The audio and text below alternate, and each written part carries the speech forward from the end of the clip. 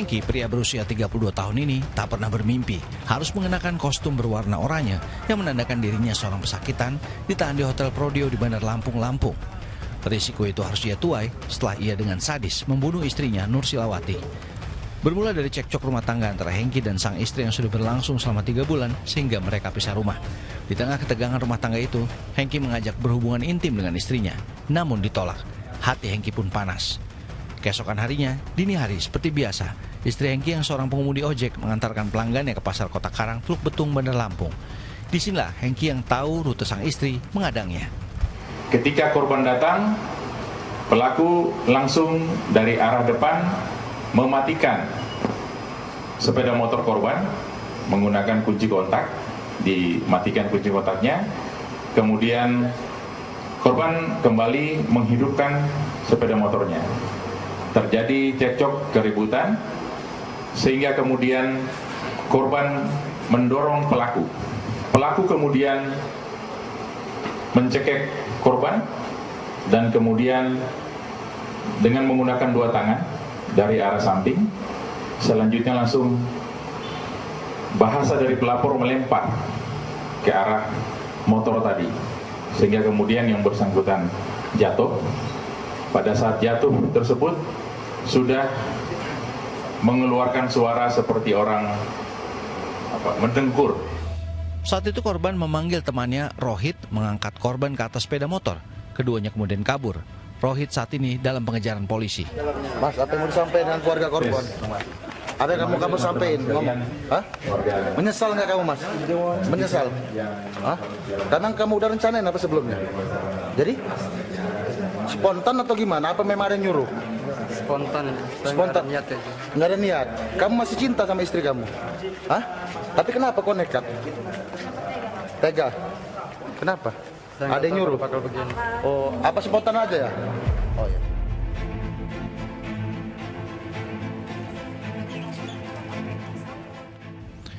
Sebuah rumah kontrakan di Jalan Sinar Laut, Kota Karang Raya, Kecamatan Teluk Betung Timur, Bandar Lampung, Lampung, nampak dibatasi garis polisi.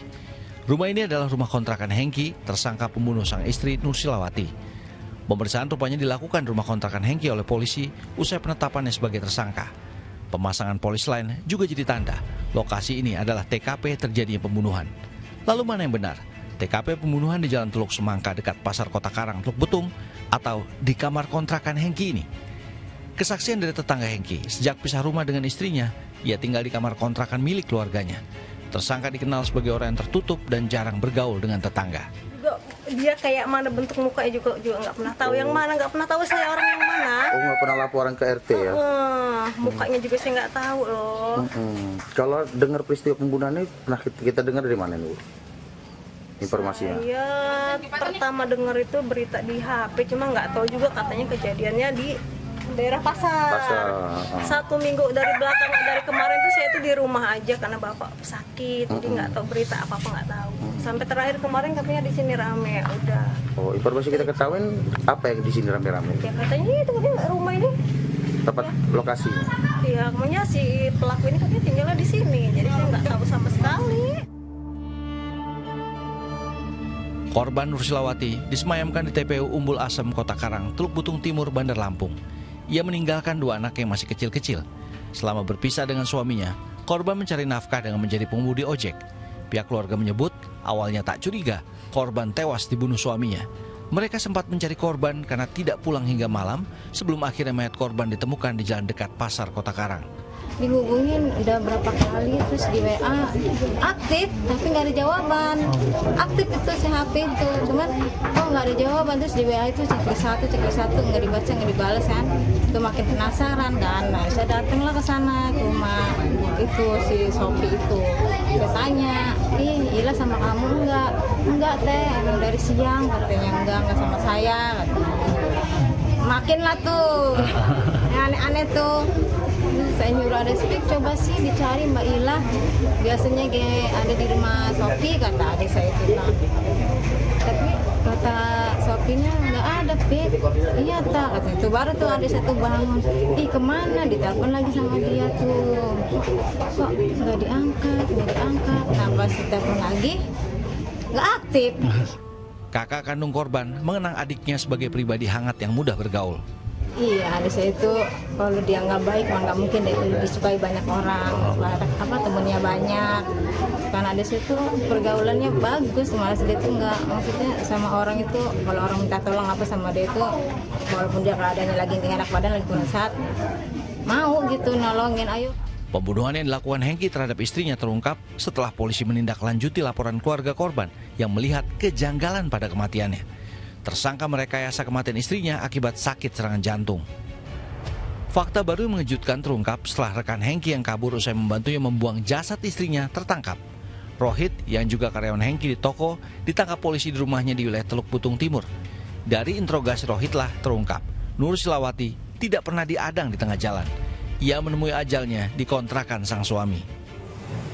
Terjadi pembicaraan, selanjutnya ada cekcok dan kemudian pelaku mencekik korban dari belakang. Setelah pelaku membunuh korban, pelaku kemudian meninggalkan korban di dalam kamar kontrakannya dan kembali ke tempat usahanya. Awalnya adalah H akan mencari atau mengajak MR untuk mencari cewek. Nah, sampai kemudian dibawa ke lokasi rumah kontrakannya H.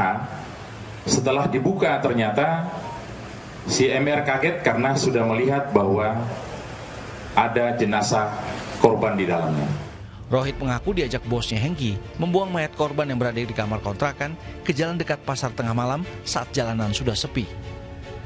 Sementara Hengki menyebut dirinya emosi karena sang istri tak mau diajak rujuk dan bahkan pamit akan kerja di luar negeri.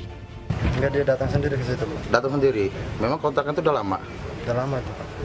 Kamu bunuh memang di situ lah. Di situ, Pak. Pakai apa? Pakai tangan, Pak. Kamu cekek. Cekek.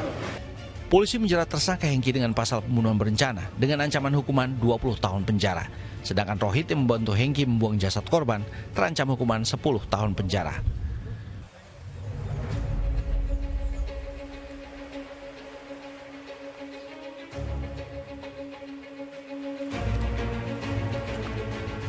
Polisi yang tak mau terkecoh dengan keterangan tersangka Hengki yang berubah-ubah dan untuk memastikan apa yang terjadi pada korban Nur Silawati, tim forensik Polda Lampung diterjunkan untuk mengekshumasi jenazah korban di TPO Umbul Asem, Kota Karang. Untuk kegiatan ekshumasi hari ini adalah untuk mencari penyebab dari kematian pada korban. Dan saat ini masih berlangsung kegiatan ekshumasinya. Untuk hasil nanti menunggu dari laboratorium forensik apa penyebab dari kematian korban. Pembongkaran makam jenazah Nur Silawati dihadiri keluarganya. Menurut pihak keluarga, gelagat tak baik dari Hengki sebenarnya sudah terlihat sejak beberapa bulan lalu. Pak Sutri itu sempat bertengkar hebat. 2 bulan atau 3 bulan sebelumnya gitu kurang lebih itu kayak sempat ribut besar gitu. Sampai si almarhumah ini pulang ke rumah tuh cerita kayak dia ini entah ribut apa juga saya kurang paham, soalnya almarhumah ini nggak banyak cerita ke saya. Dia ini nggak pernah cerita ke saya, ya sedikit yang saya tahu informasinya itu pun dari mbaknya juga. Kayak gitu dia nangis cerita itu habis ribut. Cuman setahu saya itu main tangannya tuh saya yang tahu saya itu pas malam itu pas 2 bulan sebelumnya. Besar harapan keluarga kekejian Hengki membunuh istrinya diganjar hukuman berat. Apalagi tersangka Hengki sempat merekayasa pembunuhan istrinya yang diduga agar ia terhindar dari pasal tentang pembunuhan berencana. Karena masih berat-beratnya, semoga aja pelaku ini dapat dihukum dengan seberat-beratnya.